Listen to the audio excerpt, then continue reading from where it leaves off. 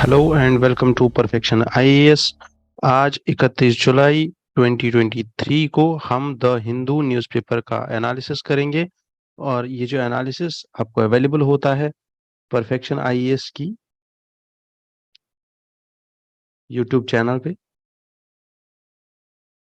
This is a free initiative from the organisation perfection IAS और perfection IAS में आपको very warm welcome किया जाता है आज से मेंटोरशिप सेशंस के लिए। अगर आपको मेंटोरशिप सेशंस अपने लिए चाहिए तो आप इस नंबर पे कॉल कीजिए।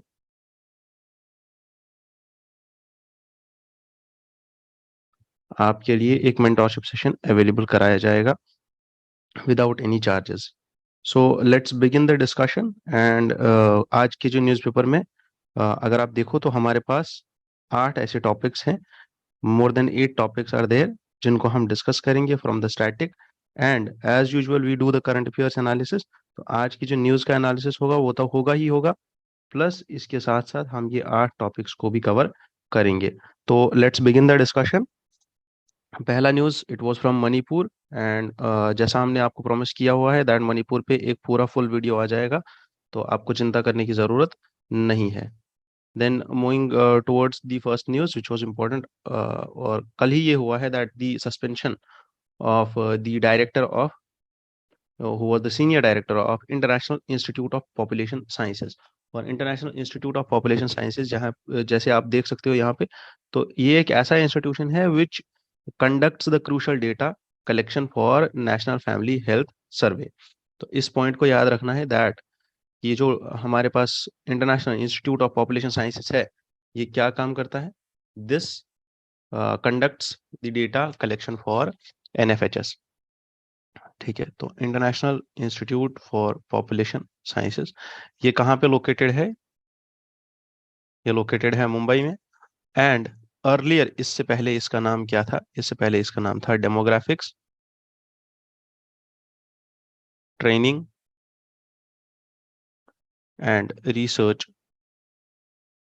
सेंटर। ठीक है, टिल 1970 तक। और इसको बनाया कब गया था एक्चुअल में? This was established in 1956 under the joint sponsorship of Tata trust, government of India and United Nations. तो बहुत ही अच्छा इंस्टीट्यूशन है और बहुत ही महत्वपूर्ण इंस्टीट्यूशन है ये, जब when it comes to demographic data of the country. ठीक है, so it serves as a regional centre for the training. ठीक है,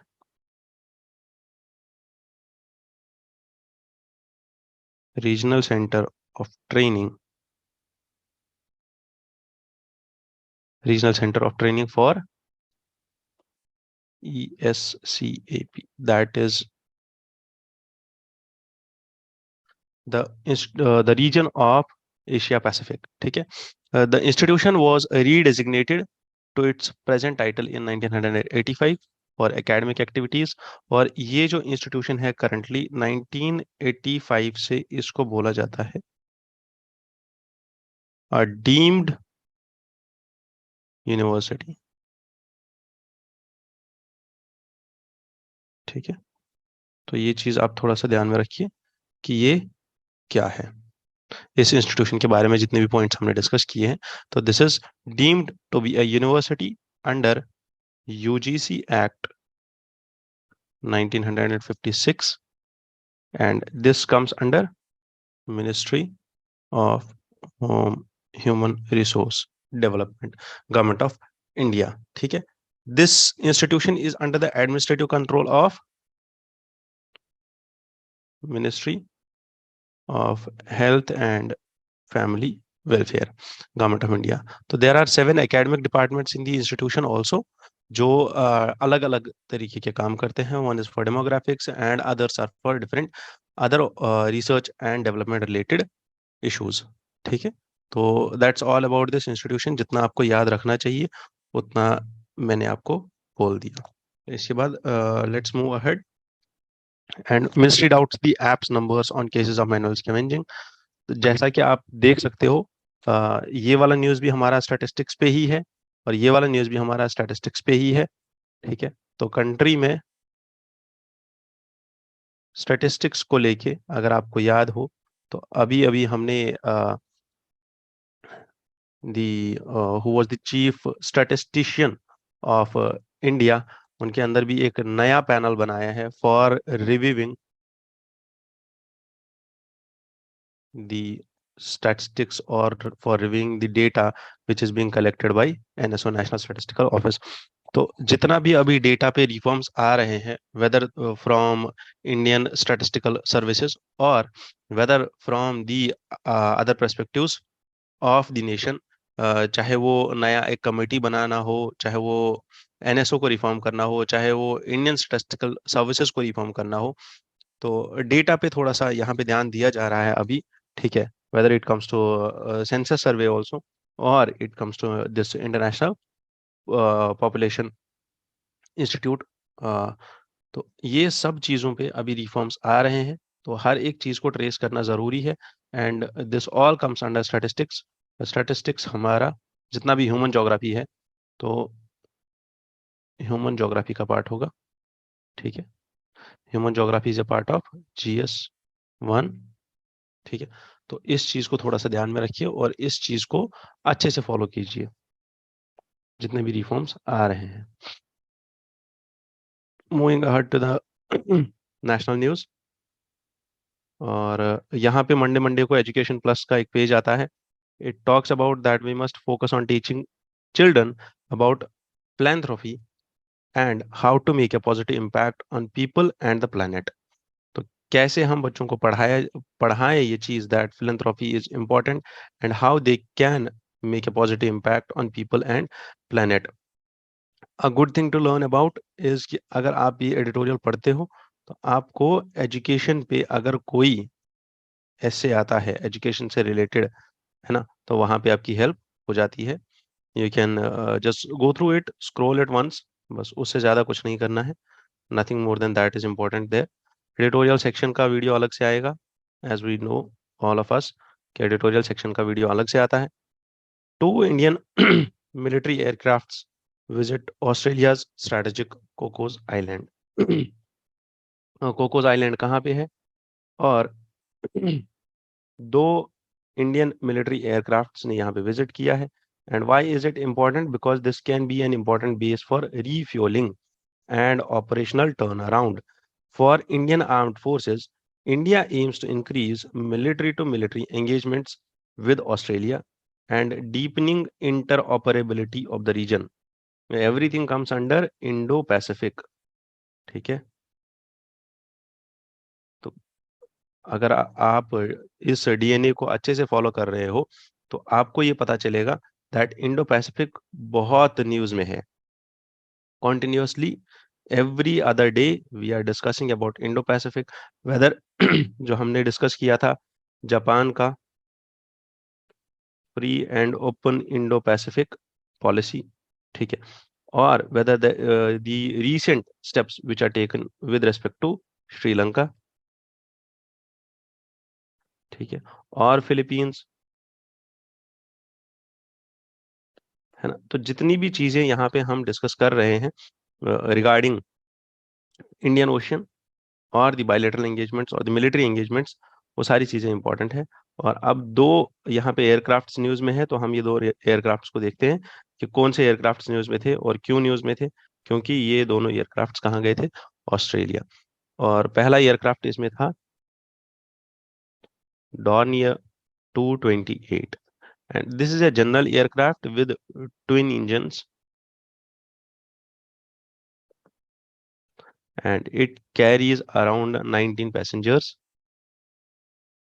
and this is a short take off। क्यों शॉर्ट टेक ऑफ होगा?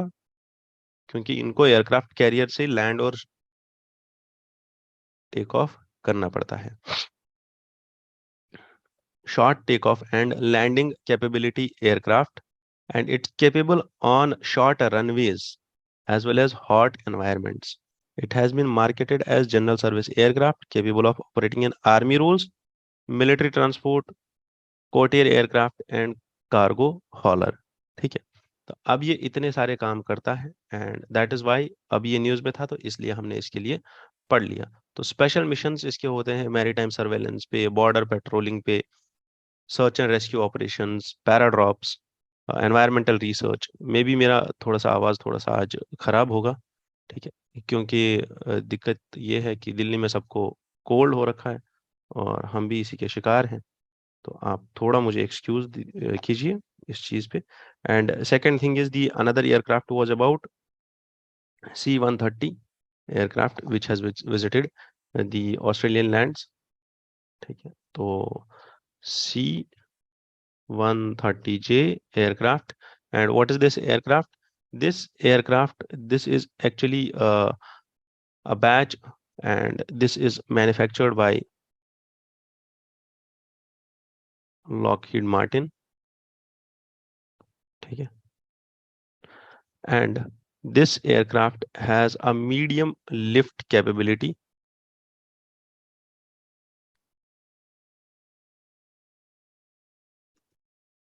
एंड अभी जो है हमारा ये ईस्टर्न इंडिया में तैनात है ये एयरक्राफ्ट्स, और ये अभी नेवी के पास है।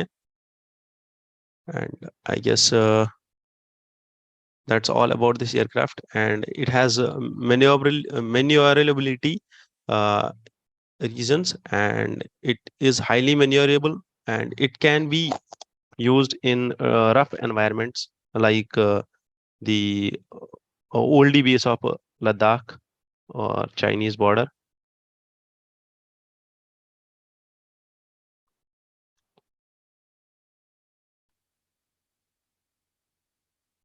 जिसको बोलते हैं Daulat Beg Oldi military base which is in Ladakh. तो दोनों जगह पे ये चाइनीज बॉर्डर पे भी और प्लस गाजियाबाद में भी है इसका स्टेशनिंग इस एयरक्राफ्ट का। ठीक है, तो this aircraft is currently with the air force. ठीक है, and it's actually a transport aircraft,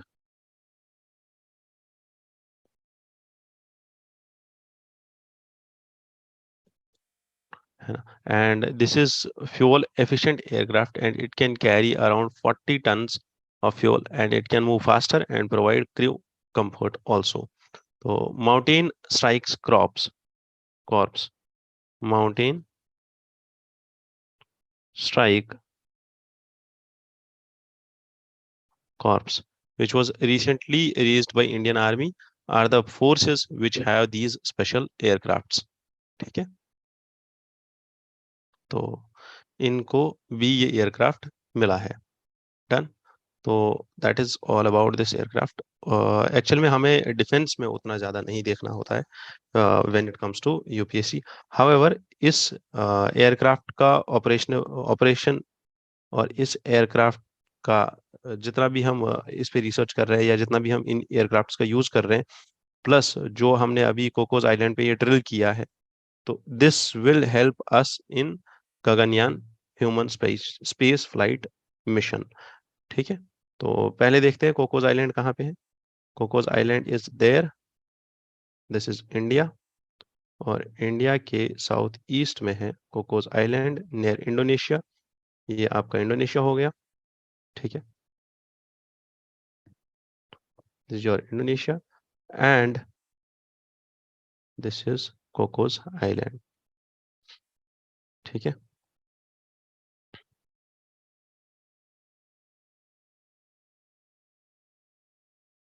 और यहाँ पे अगर आप देखो तो यहाँ पे there is something called as Cocos channel. ठीक है, and there is Christmas island also. तो इसको थोड़ा सा ध्यान में रखिएगा कि ये कहाँ पे लोकेटेड है। This is below the Indonesia, and अगर आप देखो तो it is directly hitting the west Sumatra के नीचे है ये, और साउथ सुमात्रा के नीचे। ठीक है, तो why is this Bandung place also important, ये भी आप थोड़ा सा देख लेना। Why is Bandung, Bandung summit कब हुआ था, बांडुंग कॉन्फ्रेंस कब हुआ था, आप थोड़ा सा देख लीजिएगा। Moving ahead in this news.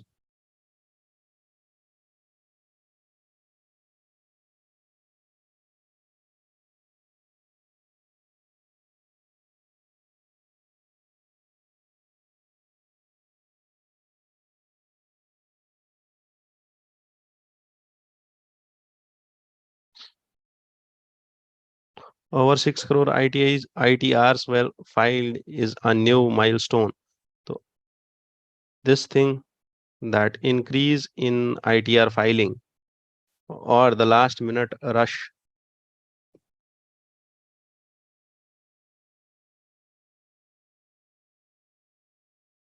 plus increase in ITR filing means that increasing tax compliance.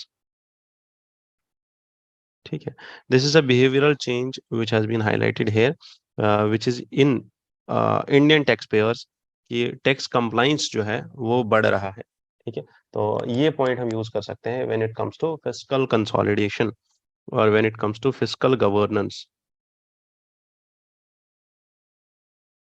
Fiscal governance कहाँ पे पार्ट होगा और किस चीज का पार्ट है? Fiscal governance is a part of fiscal policy, fiscal policy in GS3 Indian economy. ठीक. Railways to study route viability of Vande Bharat trains. What are Vande Bharat trains? Vande Bharat trains, they are indigenously developed trains. और Vande Bharat trains की capacity कितनी होती है, क्या करते हैं? Vande Bharat trains, these are actually indigenously designed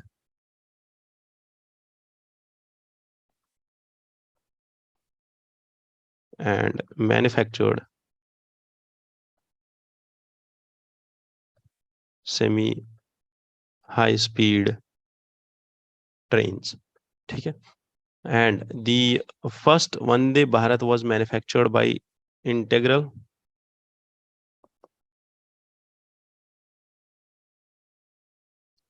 Coach Factory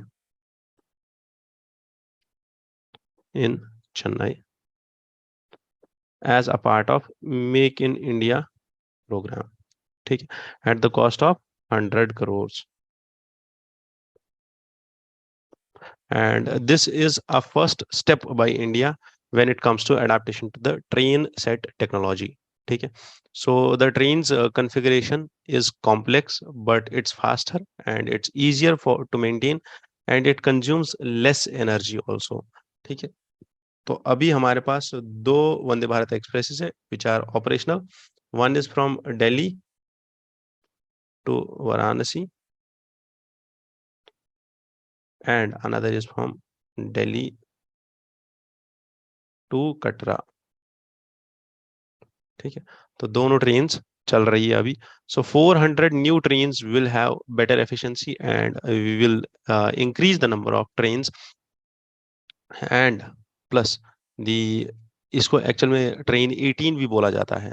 जब इसका डेवलपमेंटल फेज चल रहा था, this was also called as train 18 and this operates without a locomotive and these are based on a propulsion system called as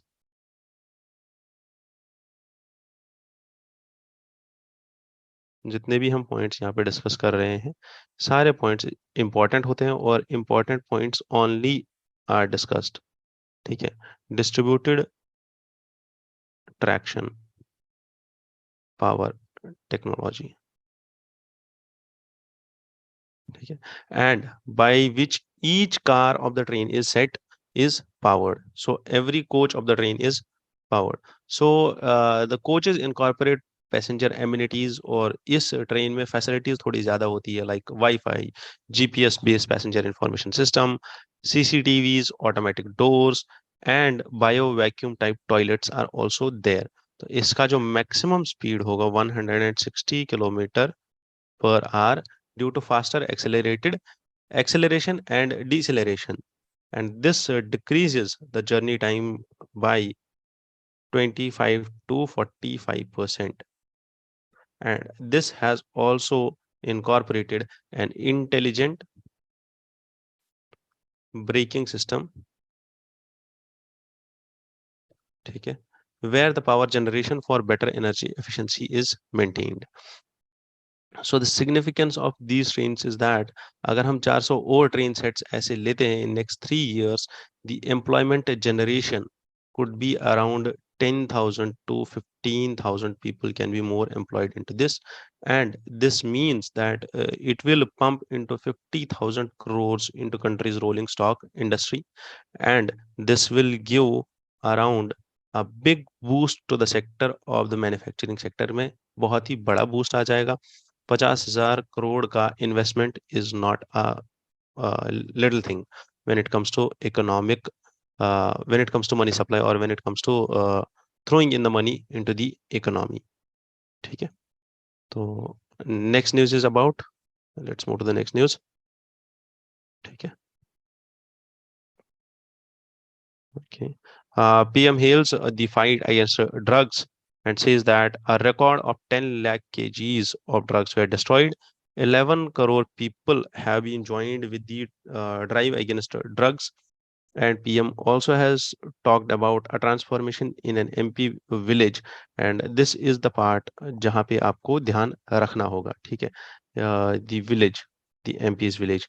ठीक है, और यहाँ पे ध्यान क्यों रखना है? पहली चीज, आप इस चीज को डायरेक्ट कोट कर सकते हो अपने आंसर में when it comes to drug abuse.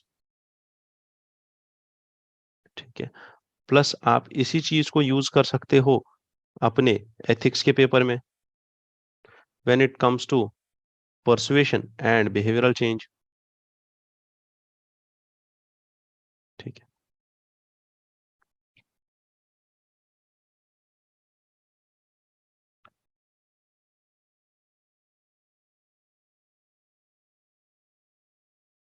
और अब ये क्या चीज है जिसके बारे में हमें पढ़ना है? तो PM Modi has highlighted that there is a village in MP known as Bichhadpur village in Shahdol district of Madhya Pradesh which was infamous for its illicit liquor. तो लिकर बैन पे भी आपके लिए एक जो है केस स्टडी बन गया यहाँ पे कि लिकर बैन को कंट्रोल कैसे किया जा सकता है ना। And then there was a person known as Raees Ahmed, and he was a former national player and a coach. तो जो भी ये रईस अहमद थे, he was interested in football and he started football as a game there, और now this village is called as mini Brazil. तो that is how कि आप इन चीजों को यूज कर सकते हो डायरेक्टली अपने आंसर्स में। ठीक है, तो दो तीन चीजों पे आपका आंसर बन जाएगा। ठीक है, और आप स्पोर्ट्स से अगर कोई क्वेश्चन आता है मेंस में, दैट इज द को करिकुलर एजुकेशन, है ना, व्हाई इज इट नेसेसरी, तो वहां पे भी हम इस पॉइंट को यूज कर सकते हैं। So ahead of independence day he said that the government was launching मेरी मिट्टी मेरा देश कैंपेन। ये कैंपेन हमने ऑलरेडी पढ़ रखा है, और कैंपेन में क्या करेंगे? कैंपेन में there will be soil samples from all around the panchayat of the India, और वहां से सॉइल सैंपल्स आएंगे न्यू दिल्ली में, जहां पे हमारा नया नेशनल वॉर मेमोरियल बन रहा है।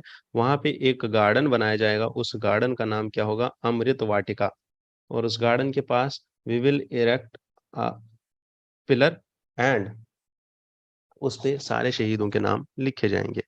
जैसे मोदी जी ने लास्ट टाइम एक अभियान स्टार्ट किया था जिसका नाम था हर घर तिरंगा अभियान, पिछली बार भी इंडिपेंडेंस डे पे और इस साल भी same thing. PM has asked people that yes we will again raise a tricolour on every house, और people will participate, and these are the most things. यहाँ पे जितनी भी यहाँ पे चीजें हैं ना, जो ये कैंपेन्स होती है ना, ये आपके काम आ जाती है when you are in the post of DM.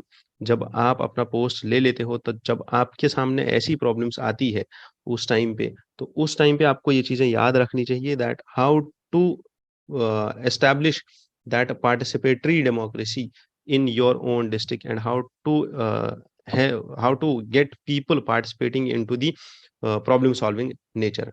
ठीक है, and then the next thing is about that center is not passing on the benefits of low oil prices and it's looting the people। तो actual में यहाँ पे issue ये है that international market में price oil का price कम हो गया है, बट इंडियन मार्केट में when it comes to retail, तो ऑयल का प्राइस कम नहीं हुआ है। ठीक है, फ्यूल का प्राइस कम नहीं हुआ है। तो यहाँ पे थोड़ा सा क्रिटिसिज्म किया है इन्होंने गवर्नमेंट का।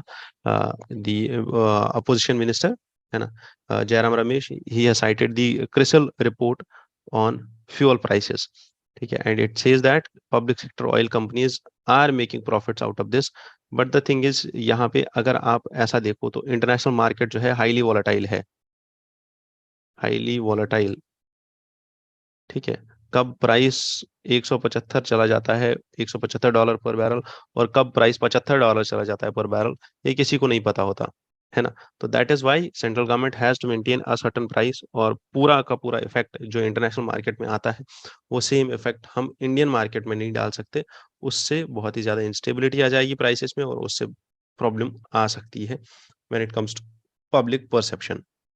And then it comes to the PSLV, and the PSLV has put 7 satellites in orbit।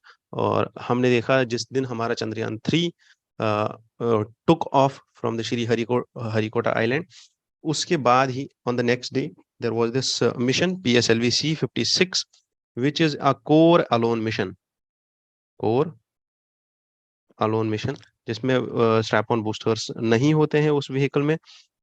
6 strap on boosters use होते हैं PSLV में, और कोर अलोन मिशन जो होता है उसमें स्ट्रैप ऑन बूस्टर्स नहीं होते हैं। और इस मिशन पे हमारे पास और भी सैटेलाइट्स थे, सिंगापुर से सैटेलाइट्स थे, और बाकी और कंट्री से सैटेलाइट्स थे। And this mission is undertaken by new space India limited, और न्यू स्पेस इंडिया लिमिटेड ने इसको इस मिशन को लिया हुआ है। ठीक है, and what is new space India limited? New Space India Limited is a organization. It's a central public sector enterprise of Government of India, और इसको एस्टैब्लिश किया गया था 2019 में under department of space. Done. And this is the commercial arm of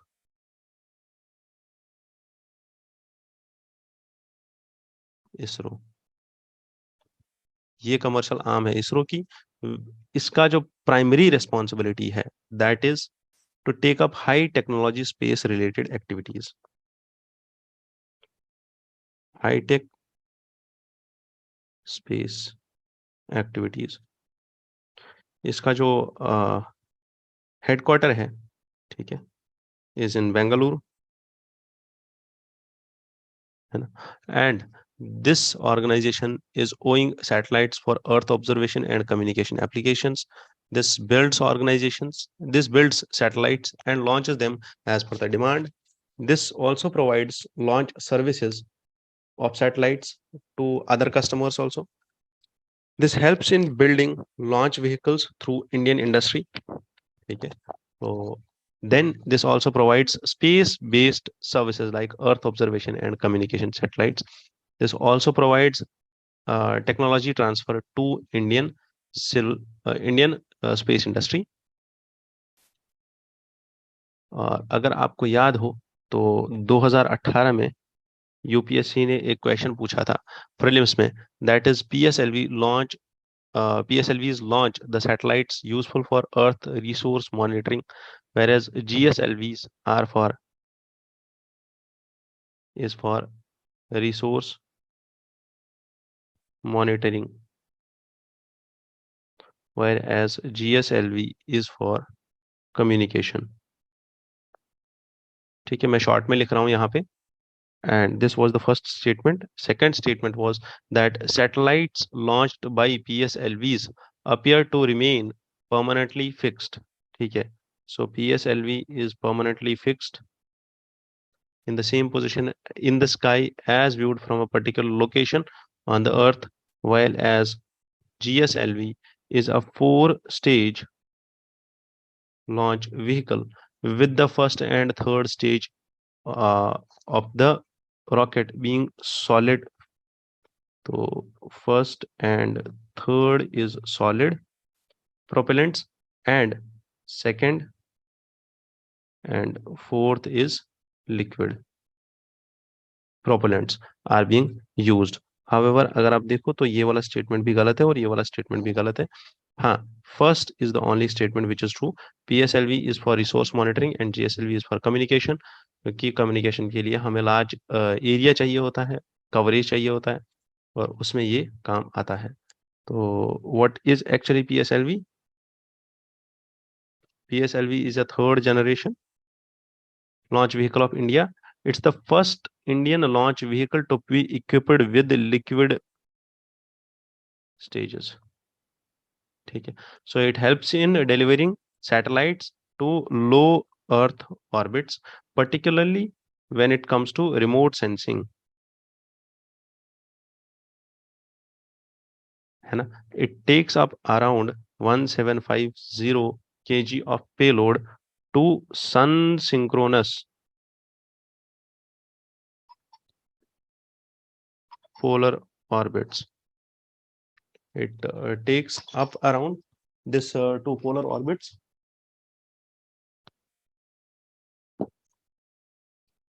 And then अगर आप देखो यहाँ पे तो GSLV is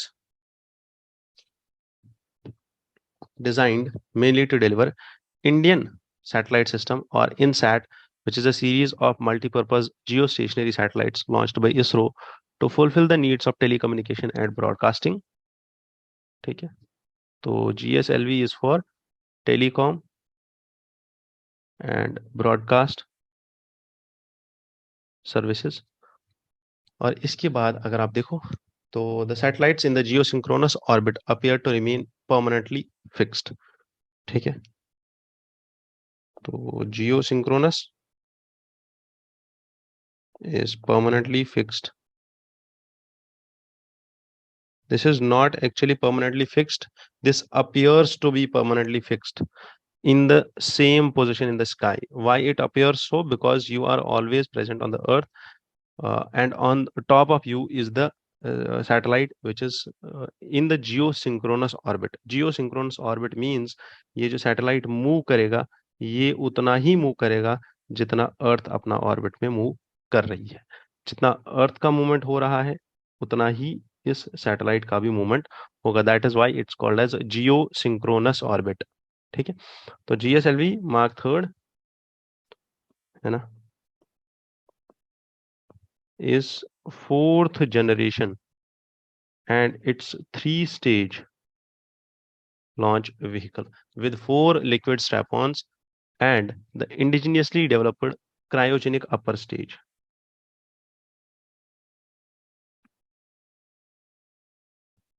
तो इस चीज को याद अगर रखते दैट ये 4-स्टेज ये 3-स्टेज लॉन्च व्हीकल है और इसमें टॉप मोस्ट जो है that is what that is actually में cryogenic upper stage, and this has proven that the flights of GSLV Mark III are very much successful. तो अगर आप इसका फोर्थ स्टेटमेंट ध्यान से याद करो तो first and third stage is solid and second and fourth stage. तो 4 स्टेजेस तो होते नहीं है GSLV में, तो कैसे होगा ये? इसीलिए ये स्टेटमेंट भी गलत हो गया और पहला only statement was the correct statement of this MCQ which was asked by UPSC in 2018. ठीक है. Moving ahead to the semiconductor mission of India. And semiconductor mission of India हमने इससे पहले भी थोड़ा सा डिस्कस किया हुआ है. सेमीकंडक्टर मिशन ऑफ इंडिया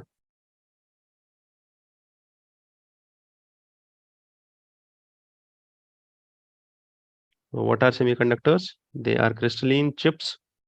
और सेमीकंडक्टर्स किस काम आते हैं? हमारे सेमीकंडक्टर्स इलेक्ट्रॉनिक्स के काम आते हैं. तो अगर आपको याद हो तो ministry of electronics and information technology has inaugurated it's first ever Semicon India conference 2022. और अभी इसी पिछले हफ्ते में सेमीकॉन 2023 हुई है और PM was there and he asked all the participants to find India as an upgrowing or upcoming market for semiconductors. ठीक है. तो what are semiconductors? Semiconductors are actually semicon India याद रख लेना आप, कॉन्फ्रेंस और समिट. ठीक है. Plus what are semiconductors? These are crystalline solids and they are highly or they have an intermediate. इस चीज को याद रखना है, इन कीवर्ड्स को याद रखना है. They have an intermediate conductivity. In keywords को याद रखना है. What do you mean by intermediate conductivity? That is the conduction which is in between a conductor, which is a good conductor of electricity, and an insulator, which is a bad conductor of electricity. That is why these are known as semiconductors. They are employed in the manufacture of various kinds of electronic devices such as diodes, transistors, integrated circuits, IC chips, और हर जगह ये काम आते हैं, है ना. तो the discrete as the discrete components, they have been found useful in powerful devices, optical sensors, light emitters, और solid state lasers also. तो हमारा जो मिशन है that is semiconductor mission. It was launched in 2021 with a financial outlay of 76,000 crores under Ministry of Electronics and Information Technology. ठीक है. So this is a part of comprehensive program for developing suitable semiconductors and display ecosystems in India. Program का aim क्या है? To provide financial support to companies investing in semiconductors, and this also talks about global experts in semiconductors and display industry, as this also says that there will be a collaboration and there will be consensus with global experts, and ISM, that is Indian Semiconductor Mission, will serve as a nodal agency for semiconductor related industry developments in India. तो semiconductors में अगर आप देखो तो there was a scheme of Government of India, steps which are taken for semiconductors. That is a scheme for setting up semiconductor fabs in India. ठीक है. So this scheme also provides fiscal support, financial support to eligible applicants who can set up fabs or the fabrication units or semiconductor wafer fabrication facilities in India. Plus, this mission also includes the scheme for setting up display fabs in India, and this will set up TFT, LCD, and AMOLED based fabrication facilities in India. है ना? So there is also a scheme which is a component of this semiconductor mission, and this scheme is called as the scheme for setting up compound semiconductors, silicon photonics, and sensor fabs and semiconductor assembly, testing, marking, and packaging, and OSAT facilities. ठीक है. तो it has compounds of silicon photonics,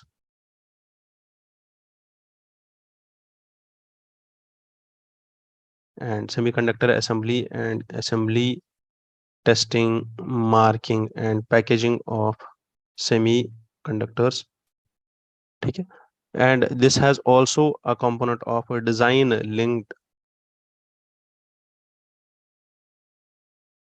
incentive scheme. और इसमें भी वही chipsets का जितना design होगा, इंटीग्रेटेड सर्किट्स का जो डिजाइन होगा, सिस्टम ऑन चिप्स का जो डिजाइन होगा, उसकी बेसिस पे अगर कोई इनोवेटिव डिजाइन है तो उसकी बेसिस पे there will be design linked incentives which will be provided to such semiconductor producing unit. ठीक है. और इस प्रोग्राम का नीड क्या है इतना? Because semiconductor is actually heart of the modern economics, और इंटीग्रेटेड चिप्स नहीं होंगे तो there have been only 3 most important innovations of man, that is fire, wheel and integrated chip. ठीक है. बहुत ही important और महत्वपूर्ण 3 innovations हुए हैं ह्यूमैनिटी की हिस्ट्री में, and all of them have revolutionized the entire ecosystem or the entire humanity since the beginning only. तो moving to the next news. ठीक है. ऐसे स्टेटमेंट्स को आप अपने ऐसे में यूज कर सकते हो, that these are the most 3 important. Okay. World में उतना कुछ खास था नहीं, बट यस, अगर आप देखो तो decoupling from China, and it is an illusion as French finance minister has highlighted that कि चाइना को साइडलाइन करके, बस चाइनीज इकोनॉमी को मतलब एक साइड करके, है ना, ये एक इल्यूजन था वेस्टर्न कंट्रीज का, this can not be done because China is an Asian giant, है ना, तो this can not be done, so they are just promoting the bilateral ties, nothing more than that. Plus there is this black sea grain deal, जिसको हम देखते हैं थोड़ा सा, what is black sea grain deal, ठीक है, what is black sea grain deal, और black sea grain deal क्या थी, तो if you want to know about it, तो this is black Sea, this is Ukraine, ठीक है, this is Russia, Georgia, and this is Turkey, ठीक है, then here comes Bulgaria, then comes Romania, ठीक है, and these are the countries जो Black Sea के साथ बॉर्डर शेयर करती है। अब इन कंट्रीज का क्या है, Ukraine is the largest exporter of food grains, ठीक है, और यूक्रेन जो largest exporter of food grains है, एक्चुअल में 2022 में फूड ग्रेन की क्राइसिस हुई थी, फूड क्राइसिस, और इससे बचने के लिए there was this black sea grain deal जो 2022 में साइन की गई थी। हाउएवर दिस डील और ब्लैक सी ग्रेन डील जो है, दिस केम टू एंड और this came to expiry on 17th of July 2023, ठीक है। अब इसको एक्सपायर होना था, and Russia took away from it, और रशिया ने बोला that I am not continuing in this grain deal. और अगर रशिया टेक ऑफ करता है, बैकफुट लेता है इस डील से, और यूक्रेन में अगर आपको याद हो तो कर्च अटैक भी हुआ था, कर्च ब्रिज अटैक 2 हफ्ता पहले, ठीक है, when the president of when the Ukrainian leader, that is Zelensky, he went to the NATO summit which was there in Vilnius, Lithuania। तो वो जो समिट हो रही थी उस टाइम पे there was this Kerch attack, Kerch bridge का attack. Kerch कहाँ पे है, स्ट्रेट ऑफ कर्च कहाँ पे है, सी ऑफ अजो और ब्लैक सी के बीच में, तो वो भी देख लेना आप। एंड अब जितना भी यहाँ पे टेंस माहौल है due to the war which is going between Ukraine and Russia, और ये ग्रेन डील भी खत्म हो गई है, एक्सपायर हो गई, तो जिसकी वजह से अब there are apprehensions with poor countries that food inflation will increase. और फूड इन्फ्लेशन इंक्रीज होने से क्या होगा, ठीक है, this deal which was brokered by UN and Turkey in July 2022, this allowed actually black sea grain deal जो है ना, this allowed actually travel between Ukrainian ports, ठीक है, यूक्रेन टू अदर कंट्रीज। अब जब ये ट्रेड हो रहा था, जब ये फूड ग्रेन्स एक्सपोर्ट हो रहे थे, यूक्रेन बीइंग दी लाइक यूक्रेन बीइंग दी टॉप एक्सपोर्टर, फूड ग्रेन्स का प्राइसेस कम था, normally it was nominal price, ठीक है, बट अब अगर यूक्रेन ही एक्सपोर्ट नहीं कर पाएगा तो क्या होगा, ठीक है।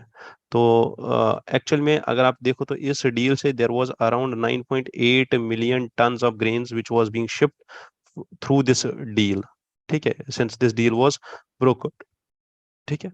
और ये डील हुई ही क्यों थी, बिकॉज यूक्रेन एक तो वीट एंड कॉर्न का फूड ग्रेन एक्सपोर्टर है ही, सिग्निफिकेंट एक्सपोर्टर है, plus Ukraine was also providing food grains to UN's food aid programme जो कि पुअर कंट्रीज में चल रहा था। बट रशियन इन्वेजन और ब्लॉकेड की वजह से अब फूड सिक्योरिटी में थ्रेट्स आ गए, तो वो सब चीजें हैं जो यहाँ पे इम्पोर्टेंट है, और इसकी वजह से क्या होगा, डिक्लाइन होगा इस शिपमेंट में, जो यूक्रेन शिपमेंट कर रहा था अब ये कम होगा, और उसकी वजह से क्या होगा, यूक्रेन का जो ग्रेन मार्केट है that will now be shifted from Asia, North Africa to Europe only, and driven by the ease of shipment, causing a glut of Ukrainian grains and protest from farmers in the Eastern European states, ठीक है, तो यहाँ पे ये problem आएगा, ठीक है, और that's all about this black sea grain deal, ठीक है, nothing more than that is important in this. although there is a section in there is a topic in science section, ठीक है, साइंस सेक्शन में it's about the cell free DNA, या जिसको हम बोलते हैं CFDNA। ये कौन सा डीएनए है? Author highlights here that DNA actually is neatly packed inside cells, ठीक है, तो पैक होता है इनसाइड सेल्स, और स्पेसिफिक एक प्रोटीन होता है जो इसको प्रोटेक्ट कर रहा होता है कि डीएनए डिग्रेड ना हो। बट एक्चुअली में some fragments of DNA come out of that protection and out of the cell, और वो जो डीएनए के कुछ फ्रेगमेंट्स है they are moving around outside the cell in the body fluids, और ये जो बॉडी फ्लूइड्स में डीएनए घूम रहा होता है, this DNA is known as cell free DNA. इसको याद रखना है, सीधे ऐसे ही पूछा जा सकता है सेम पैराग्राफ यूपीएससी में। डन, पहली चीज तो ये। अब ये CFDNA जो है इसका एप्लीकेशन क्या है, कहाँ कहाँ पे यूज हो सकता है, या कैसे हमें ये पता चलेगा? सबसे पहली चीज, ये कब रिलीज होता है या ये कब इस पे स्टडी किया जा सकता है? First is when the cell is dying, second is when the nucleic acids are becoming degraded, and then this is also released during normal development, and when there are some developments related to cancers, तो उस time पे भी ये इस CFDNA में जो है body में स्टडी किया जा सकता है। Plus if the body is facing auto immune disorder और ऑटो इम्यून डिजीज। अब इसका यूटिलिटी क्या है, क्यों करना है? तो सबसे इंपॉर्टेंट यूज इसका ये है that it helps in screening the foetus. दो जो चाइल्ड का फीटस होता है, जो पहले फीटस बनता है उसके बाद बेबी बनता है इनसाइड द वूम्ब, तो उसको उसकी एबनॉर्मेलिटीज को या क्रोमोसोमल एबनॉर्मेलिटीज को स्टडी करने के लिए, अगर आपको पता हो तो 24 पेयर्स है ना, तो 24 पेयर्स के बाद है ना, अगर 22 पेयर्स ऑफ डीएनए, ठीक है, 22 पेयर्स के बाद डीएनए, अगर डीएनए में कोई भी क्रोमोसोमल एबनॉर्मेलिटी है, या क्रोमोसोमल या डीएनए एबनॉर्मेलिटी है, कम है, ज्यादा है, कोई पेयर, किसी पेयर में 3 क्रोमोसोम्स है, ठीक है, तो वहां पे अगर कोई एक्स्ट्रा क्रोमोसोम है किसी एक पेयर में, तो वो जो चीज है उसको स्टडी करने के लिए ये काम आता है। Second is that this can also help in studying of downs syndrome. और डाउन सिंड्रोम क्या है? जैसे मैं बोल रहा था पेयर 21 और द क्रोमोसोम 21 जिसका नाम है, उसमें 3 कॉपीज ऑफ क्रोमोसोम्स होते हैं, ठीक है, 3 कॉपीज क्रोमोसोम्स को बोला जाता है ट्राइसोमी 21। डन। और ऐसे ऐसी चीजें हैं जहां पे इसका यूज हो सकता है। Plus there are infinite other applications of this DNA, that is CFDNA, that is this also can help in organ replacement transplantation. जब ऑर्गन ट्रांसप्लांटेशन होता है, किसी का हार्ट ट्रांसप्लांटेशन हुआ, किसी का लंग ट्रांसप्लांटेशन हुआ, किडनी ट्रांसप्लांटेशन हुआ, है ना, तो उस टाइम पे जो ऑर्गन है जो ट्रांसप्लांट किया गया है, वो कितना एक्सेप्टेबिलिटी दिखा रहा है, कितना ग्रो कर रहा है ठीक से, उसको स्टडी करने के लिए भी ये काम आ सकता है, ठीक है। What is actually this Downs syndrome? Downs syndrome is when actually होता क्या है, in the body chromosomes are discrete packages, जैसा हमने देखा है इसकी बिगिनिंग में भी। तो न्यू बॉर्न में टिपिकली देयर आर 46 क्रोमोसोम्स, है ना, 46, that is 23 pairs. Done.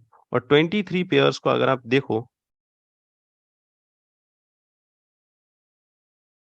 Out of 23 pairs, 21st और क्रोमोसोम 21, इसमें क्या होता है, there is an extra copy of chromosome, और एक्स्ट्रा कॉपी होने की वजह से इसको बोलते हैं ट्राइसोमी, है ना।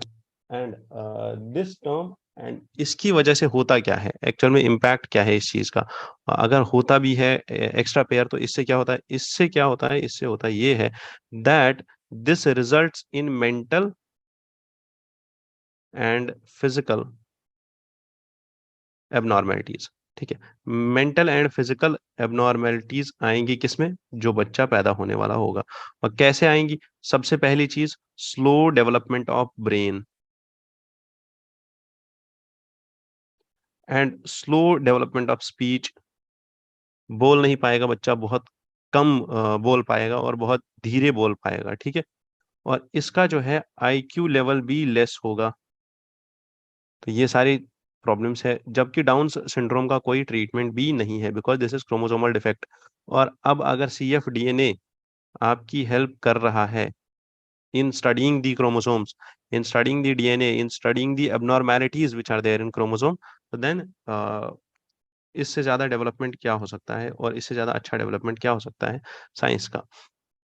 टास्क जो आपके लिए डेली होता है, before going to the task मैं आपको थोड़ा सा यहाँ पे एक्सप्लेन करूंगा।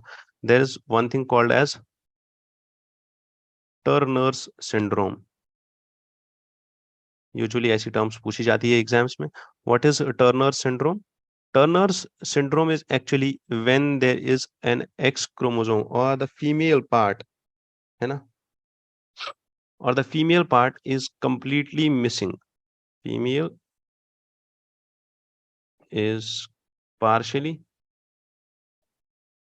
or completely missing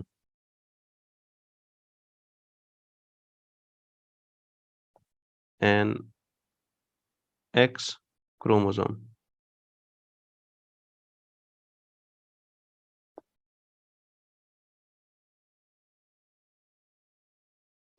That is Turner syndrome. Down syndrome हमने पढ़ लिया. Then there is Patau's syndrome, and Patau's syndrome is actually for what? This is trisomy 13. This is the 13th chromosome जिसमें there is an extra pair of there is an extra chromosome, or it has 3 chromosomes. Then comes to Klinefelter syndrome. ठीक है, और Klinefelter syndrome कहाँ पे होता है और कब होता है? when the boy is born with extra copy of X chromosome. ठीक है, तो ये 4 चीजें याद रखो और this will help you in your prelims part. Then horripilation क्या होता है? हॉरिपिलेशन इज गूज बम्स, है ना। क्यों होता है? Because this is an involuntary reaction to the cold weather. और जहां पे ये होता है उस मसल को बोलते हैं एरेक्टर पिली। यूजुअली फियर, कभी डर लगता है, कभी शॉक लगता है, कभी एंग्जाइटी होती है, कभी बहुत ज्यादा सेक्सुअल डिजायर होता है या प्यार हो जाता है, तो उस टाइम पे ये चीजें होती है। तो इसलिए ये गूजबम्स जो है, थोड़ा सा इनको देख लो, प्यार कब हो गया तभी गूजबम्स आ जाएंगे। चलो, all the best for your preparation, and I wish you best of luck ahead in your exams. I wish you good day ahead. ठीक है, thank you for joining in to this program, to this channel, and keep watching this The Hindu analysis so that you learn that how to actually cover The Hindu, और कैसे static के साथ साथ current affairs को भी cover करना है। अगर आपको यूपीएससी प्रिपरेशन में कोई भी हेल्प चाहिए होता है तो you can directly reach out to perfection IAS, Karol Bagh centre, or you can directly contact us on 9031036712। ठीक है, इस नंबर पे आप कॉल कीजिए, you will be directly connected to me. My name is SK। ठीक है, I thank you all for being here. All the best. जय हिंद, जय भारत।